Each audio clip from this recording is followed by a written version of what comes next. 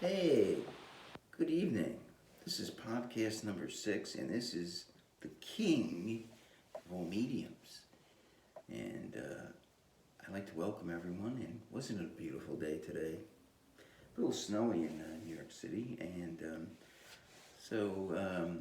tonight I'd like to talk about my weight issues. I was going to talk about wokeism as an interesting story on how to become a white trader, but I have to delve into it a little more, get a better understanding to talk about it. Yeah, try to speak a little louder. I don't have a fancy microphone like some other podcasters do. So until I get that and try to speak a little louder, I noticed on some of the podcasts my voice was a little low. The microphone isn't the greatest, so I'm going to try to speak up.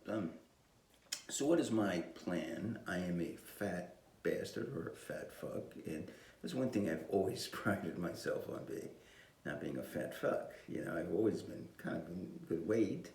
I remember in about 2012 I ballooned up to 225, and my doctor says you have an 8.2 A1C, and I said that is no bueno, no bueno, no bueno, doctor. So I went on an Atkins type diet. I didn't follow it exactly. Probably ate about 40 to 50 grams of carbohydrates a day, and every once in a while I have a pizza, even a donut once in a while. And I proceeded to go from 225 to 176. And you might say, how did I get back to 220 again? Little by little, life got to me, and about 9 years later, here I am again. So, I weighed myself Sunday, and Sunday was February, I do believe February 14th, and I weighed 220.9. So that's my starting point. So I was saying, how am I going to go about this? And I thought a lot about it. And first mistake, the first thing I did when I lost all that weight, when I went from 225 to 176, exercise minimally. You know, I think that's one of the big mistakes people make. They go and say, okay, I got to lose weight, so what's the first thing I'm going to do? I want to go crazy on the exercise. And I said, no, I'm not going to do that. And I learned this lesson from a guy named Gary Taubes. T. Gary, Gary, of course, and connect TAUBES.com. And I read a few of his books, and he made a great point. He said, exercise makes you hungry. And the key to any weight loss is not to eat. Because exercise burns calories, true, but not that many. And food is very calorie dense, especially the food we eat. It's not like leaves like gorillas eat, or cows are eating all day. So I bought that. And I said to myself when I went on that diet in 2012, I said, I'm not going to exercise that much. Maybe a walk here, a walk there. I exercised very little. It was amazing how the weight came off. The first mistake I think people make is they exercise. That's the worst thing you could do. It makes you hungry. It makes you a lot hungry than the things that you do. So that's the first thing I think. I'm not going to exercise that much. Now, the exercise component of the diet is I bought some, a very nice set I bought. I'm waiting for them to ship, but inevitably takes a long time to the mail, so I'm still waiting on that part. So I'm just going to do, there's a book, the 30 Minutes a Week Fitness. So basically, I want to do the minimum 30 weeks in a week, and see how much I need to, do. Maybe 10 minutes one day doing barbell curls, 10 minutes another day doing. It also comes. You can extend. It has an extended bar. The military press. And 10 minutes a day doing some other exercise. I don't know, maybe sit back in the chair and you do something like this and see what that does. 10 minutes and see, again, you see if I'm losing weight. And then maybe add 3 times a week doing a half-mile walk, 5 miles, 5 blocks. The weather is going to get better, I hope. And 5 blocks out, 5 blocks in, 3 times a week, and see what this does. Get feedback, and the scale's going to tell me, is this helping or is it hurting? Okay, and then eat less. So I was eating. So one of my meals I concocted is 4 hot dogs, but the hot dogs I do not eat the bun. So I have 4 hot dogs and a can of beans, small can of beans. That has a lot of carbs actually, but so I said, okay, I'm going to cut down. And here's what I'm going to cut down. I'm going to have 1 less hot dog. So I'm going to have 3 hot dogs and a can of baked beans, okay? So I'm going to try to cut down a little bit on each meal, whatever it is, however I can cut down, and to see if that works, okay? So I'm going to kind of cut down 10% on my meals. And that's my diet plan. And here's my goal. I want to lose 1 pound a week, okay? So instead of people trying to go crazy and lose weight, of course they're going to come back. I'm going to try so in 5 weeks, my goal is to be at 215. In 10 weeks, it's 210. In 20 weeks, it's at 200. Okay, I don't know if I'm going to get to that. I'll see. And maybe in 30 weeks, I'll be at 190. Probably stop there, but we'll see. Maybe even better at 170. I mean, I probably should be battling 175, But, so we'll see what happens. I mean, I don't know if I can do it, but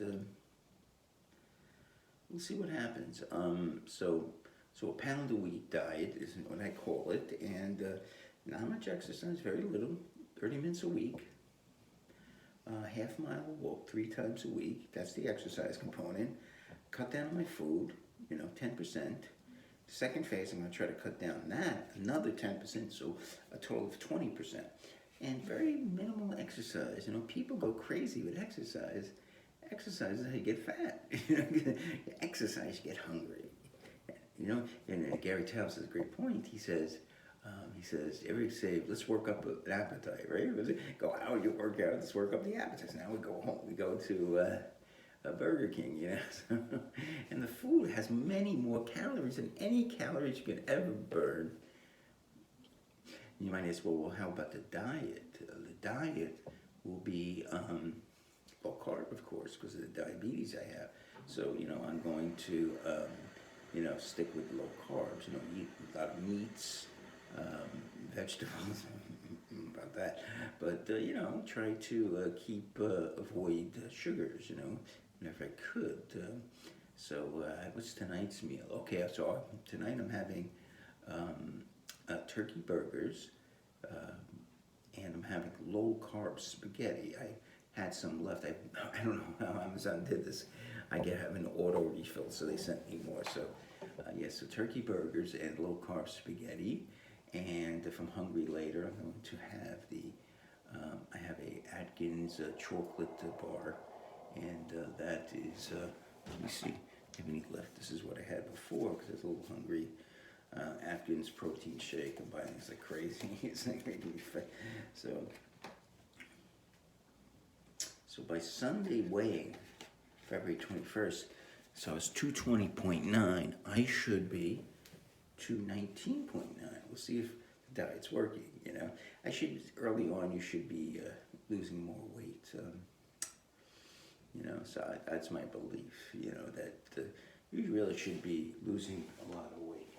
Okay. Oh, I'm one fat fuck. Okay, now let's go to the fines part. It seems like it's slowing down a little bit. The weather and one guy contacted me from Dallas, and he said, my Hey Jude album. He said, I'm having trouble getting to the mid-final. I sent it out.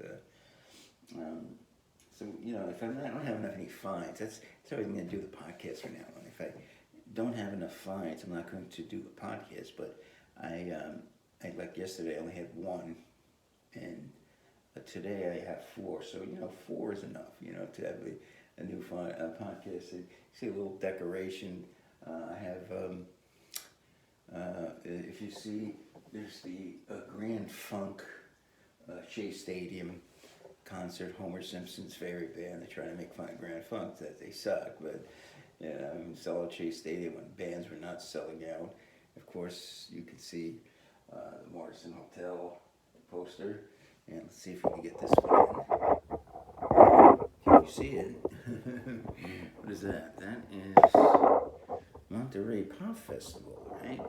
And the iconic July 16, 17, 18. I would consider that the greatest outdoor festival of all time because it was so well run. Woodstock, it's mostly when you say, okay, what was the most famous festival of all time? You say like Woodstock. Probably the greatest was Monterey. The acts were unbelievable. You had Jefferson Airplane. You had the Birds. The Buffalo Springfield. Jimi Hendrix, Otis Redding. Unreal. I mean, imagine you had like a Monterey Pop Festival today. Who'd you have? It's a Cardi B, The Weeknd. And the fact it was well so run is like it was 15. I don't know how many people. 15,000 people, and it was just so well run, and it's just a great. And the music, Country Joe McDonald, the fish, and it's just an incredible event. And so, to me, that was the greatest festival ever. Woodstock was the most famous festival, but it was not well run. It was a mess, and it wasn't well thought out. They said, well, we're going to run this big festival. We're going to have we're going to build it to finance a recording studio. This just was not. This guy had a lot of money. This guy, John Roberts, and he said, well, I'm going to take this money and make an investment, and you got these three other schnooks, and turned out well, got lucky, but Monterey was much better thought out. Okay, let's go to today's finds. Okay, the first one. Okay, this is the Cheap Trick review debut album, self-titled, called, of course, Cheap Trick, and I got it on compact disc because the albums themselves are too expensive for Cheap Trick. Now, their second and third album, In Color's their second album, and I believe the third album is Heaven Tonight, much better. I was very disappointed with this, actually. It was not a good album. It comes with some bonus tracks. The best song on this is He's a Whore. He's a Whore is a great song. It has a great line. She has a face that can stop a clock. It has a great line, meaning she's not that pretty. Another good song is Hello Kitties, the opening track, but otherwise very mediocre. Give it a 2.5. Not a good album. The opening album, but the second album is a classic, and the third album is really good too. Maybe I got the second album I got coming. I might even get the third. The third album's great too. So the first album's not that great. Rolling Stone gave it 3 stars. I would give it 2.5. I just don't think it's that good. It's okay. The songs are meh. Nothing that good. It does come with 5 bonus tracks. I haven't listened to them, but I listened just to the first 10 tracks, and I bought it for He's a Whore. I wouldn't have gone if He's a Whore is such a great song. He's a Whore, well, I'd have given it 1 star. He's a Whore, and the Hello Kitty is a pretty good song too. But and again, influence from my brothers. I just remember about 1977. One brother, I think both of them liked to do. One brother just went crazy for Cheap Trick. They were cheap. First they started with Grand Funk because my older brother, but then my older brother got married. They just opened up a little their tastes, and one brother liked the Talking Heads and then the Cheap Trick. He went. He bought their first 3 albums. The other brother's more into he's still more of a Grand Funk fan. And then Jefferson Airplane, Jefferson Star Trip, and then he started getting into these garage bands. And he would so the garage band had one famous song, let's say The Seeds. He would buy the whole catalog of The Seeds, the 13th Floor Elevators. He'd buy he has every album by the 13th Floor Elevators. Right? So that's one brother was more into new wave and punk. He would have the first Sex Pistols album, the only Sex Pistols album, and then he loved Cheap Trick, so he had they both had different tastes. They were twins, right? They were fraternal twins, and so the one that liked Cheap Trick, the Talking Heads, but I think the other one he liked the Talking Heads too, and the Cheap Trick. And there's a lot of great bands that came out at that time. Blondie, also the Cheap Trick brother, he liked Blondie too. And there's so many great bands that came out at that time. So my brother that liked Grand Funk and the Jefferson Airplane, he loved some other bands. He loved Paul Collins Beats and Dire Straits. So he influenced me on Dire Straits. He said, "You got to check out this group." And it's like, wow, they were fun. So there's a lot of really good groups that came out at that time. With the New Wave Revolution, it was actually, some of them weren't that new wavy. It's like, Dire Straits wasn't, the Talking Heads were revolutionary. Well, they were, to me, the Cars are okay, the Police were technically new wave, but more reggae-ish, so, all right. Second C of the day. All right, this CD is by a group called The Band, okay? Called The Band because they backed up Bob Dylan, and of the 5 members, only 2 survive, Robbie Robertson and Garth Hudson.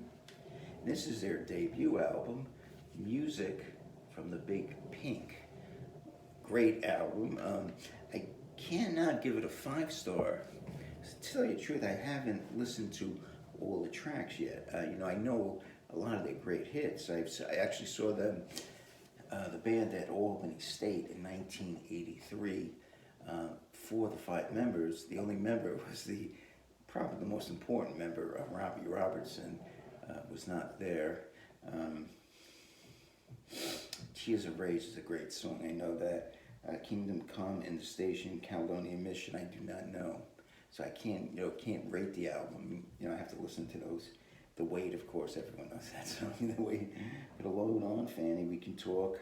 Long Black Veil, I know. Chest Fever is a nice little instrumental with some bizarre lyrics. Lonesome Susie, I do not know. This Wheels on Fire is a great song. I think in Britain, what's that weird show? It's the 2 women, one smokes the cigarettes, and they have the daughters, and they're all weird. That's the opening theme for it. I forget the name of that show. I Shall Be Released, everyone knows. I Shall Be Released. It was written by, I think, Rick Dinko and Bob Dylan. Richard Manuel, but I don't know who.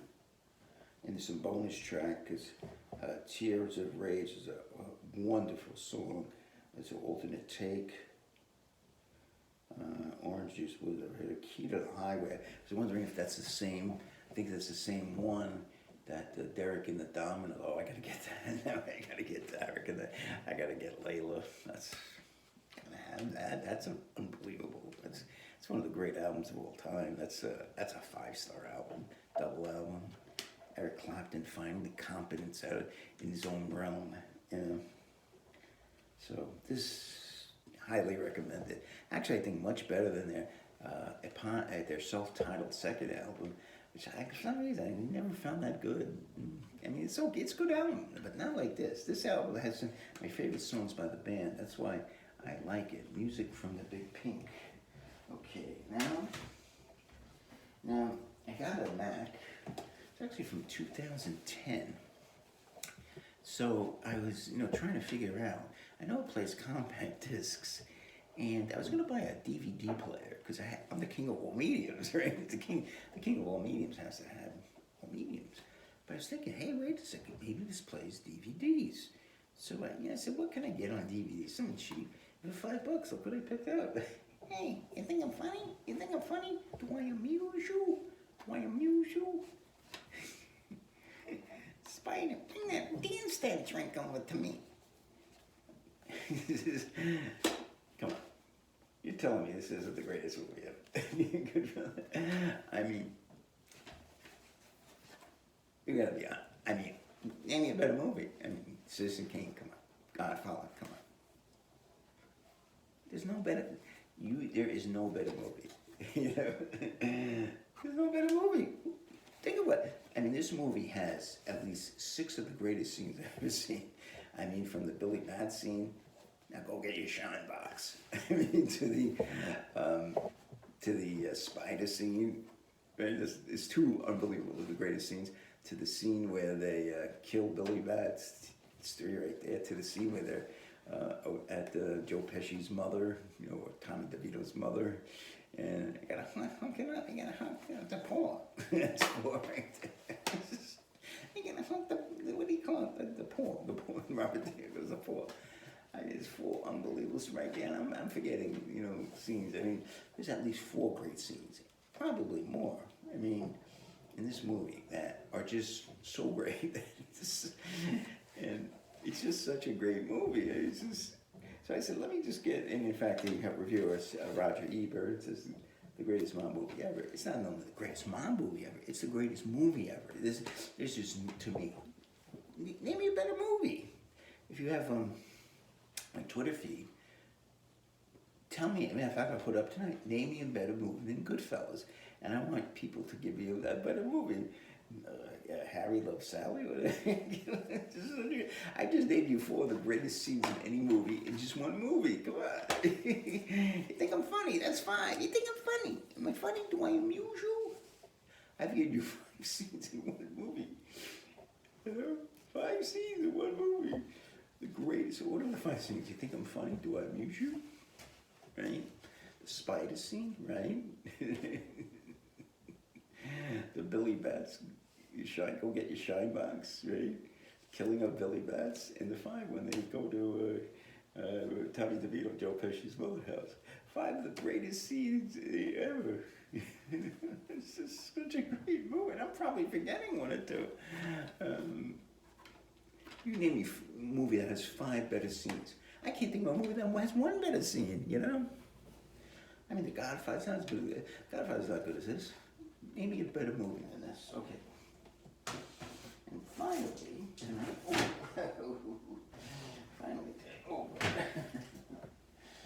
okay, so when I was young, my brother had a Rolling Stone. So by the way, tonight, it's interesting, I'm doing my podcast before my upload of my music. Tonight, by the way, is Reel to Reel night. And so I'm not going to tell you what I'm going to do for my Reel to Reel, but stay tuned. You're going to get the Reel to Reel also. First, you'll get my podcast, and then I'll tell you, name me a better movie than Goodfellas. It's such a great movie. So when I was young again, my brother had, I don't know if my sister, I think my sister might have had this. Because again, they used to buy different albums so they could both they could play one and she could play his. And, because, times are tough when you're adult. I think she had this one. So we didn't have Hot Rocks. I guess Hot Rocks didn't come out. So my brother had the Big Hits album, I think I showed. And this is actually as good, if not better. This is one a little later, and this is called Through the Past Darkly, Big Hits Volume 2. Notice it's a 1, 2, 3, 4, 5, 6, 7, 8. 2, 3, 4, 5, 6, 7. An octagon, the shape of an octagon. Look at that. And on the back, it's broken glass. Look at that. And it has a little note on the back. It says, stereo, have you seen your mother's baby standing in a shadow? Has been electronically simulated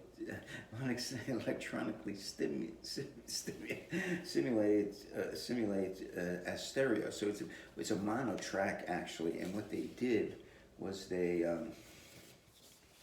simulated it to stereo. And then the gatefold's interesting. So you're looking, there's a picture of the 5 Rolling Stones, and there's a dedication. So this came out right after Brian Jones died. It says, Brian Jones, 1943 to 1969. When this you see, remember me, and bear me in your mind. Let all the world say what they may, speak of me as you find. Great, nice touching eulogy. So what do you have on this side? 1, Painted Black. Pretty good song. Ruby Tuesday, beautiful song. She's a Rainbow. That was one of my favorite. What a great song. It's one of my favorite songs as a kid. I love that song. Jumping Jack Flash. Okay, come on. That's one of the greatest songs of all time. It's a top 10, top 20. Mother's Little Hell Built a Drag. It is getting old. I know the feeling. Let's spend the night together. Let's spend some time together. They had to change it for the Ed Sullivan Show. Honky Black Woman. That song I never thought was that good. I don't know what's so great about this song. Dandelion. I do like that song. Blow Away Dandelion. It's a good song. 2000 Light Years from Home. Love that song. Part of the Stone psychedelic period. It's on the Her Satanic Majesty's Request, which I do have, and definitely going to play one CD night. Have You Seen Your Mother's Baby Standing in the Shadow? That's the song that's in mono, which they simulate for stereo. And finally, A Street Fighting Man, and great song, of course, Street Fighting Man.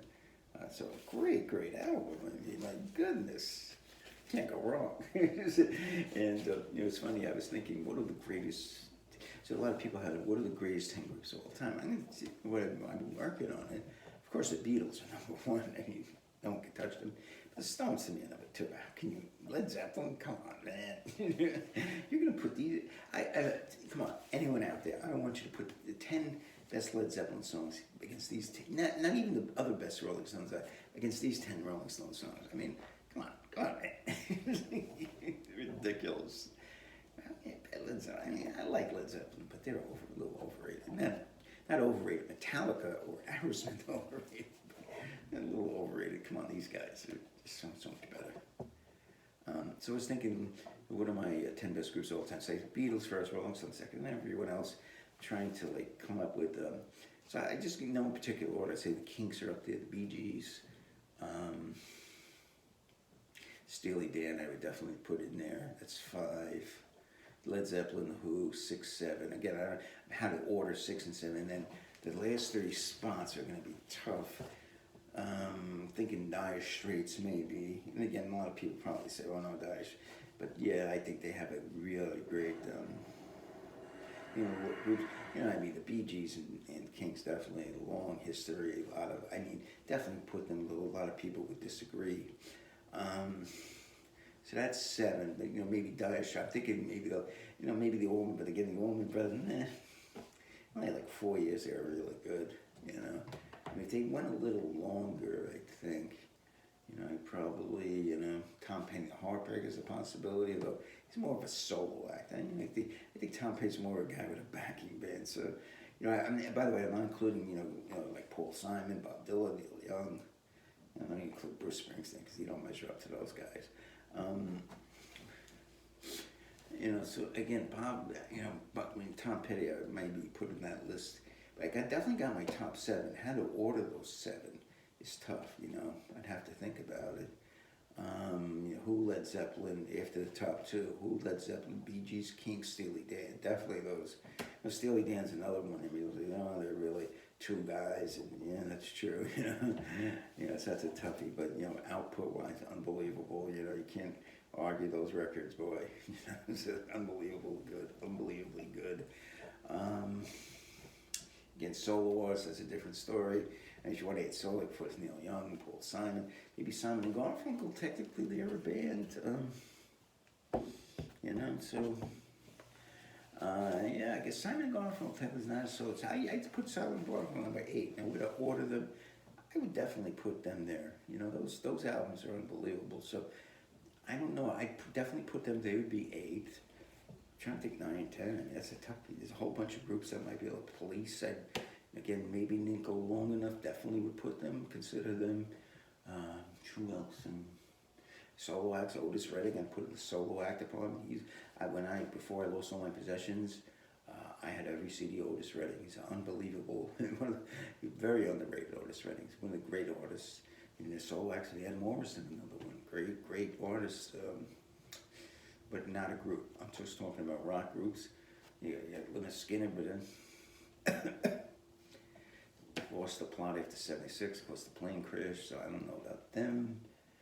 A lot of great songs they did come out with. Simon and Garfunkel, I would consider a group. So I would say, it just takes 2 guys, right? To me, a group's 2 guys, like Steely Dan, they're a group. So I would say Simon and Garfunkel's like that. It's like 8 now I have. I just need 2 more. This is tough. The Police I would definitely consider. The Allman Brothers I would consider. Who else? I'd have to think about this. Jimi Hendrix Experience and Cream I would consider. Again, the problem with those 2 is longevity. Jimi Hendrix Experience only came out with 3 albums. The Cream only really came out with 3 albums, and really a 4th, but that kind of was an album. Again, longevity factors. Cream I would put in probably because it's just they were just so damn good. You know, it's like, yeah, I put in Cream and that, put that in. That would be my ninth one, and then I'm trying to think of my 10th, okay? So, yeah, definitely got 9. I consider Simon Garfunkel a group, even though it was really a one-man band. Garfunkel, although he claimed he helped the Bridge Over Troubled Water, I helped section the helped arrange it, he said. You know, you did get some credits on some of the songs. 10th one's a tough. So I got pretty much 9. I just got to figure out where to put them. Cream, I might take, have to. I would put Cream third, but the problem is longevity. Didn't last long enough. You know, I think they were better than Led Zeppelin and the Who. They just didn't have the longevity. You know, definitely, if you listen to those 3 albums, take Below the Who, I mean Led Zeppelin away, blow them away. Much better, much better. It's so melodic. I mean, you just listen to Jack Bruce. This is so great.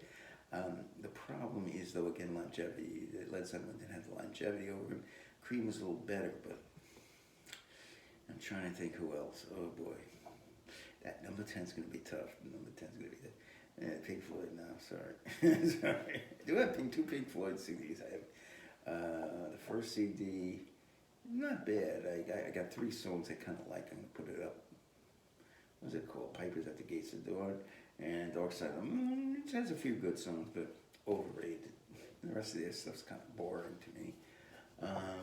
Grand Funk Railroad I would consider, but some of their albums kind of spotty, to tell you the truth. They do have, every song's kind of good though. Every song has something to it. Like this way, you go to every Grand Funk Railroad album, there's actually, every song is pretty good. And that's a weird thing. Like a lot of groups aren't like that. They go and they have like 3 or 4 really good songs. Grand Funk's weird because you go, like the first album, every song's good. You know, there's no great songs, but every song is good. You'll get your money's worth. And every month you get a classic. You'll get I'm Your Captain, you get American Band, you get Bad Time, you get some kind of wonderful cover version. But the thing about them, it's interesting. I buy the first 3 or 4 albums, and if you're not into them, a lot of people hate, the critics hate.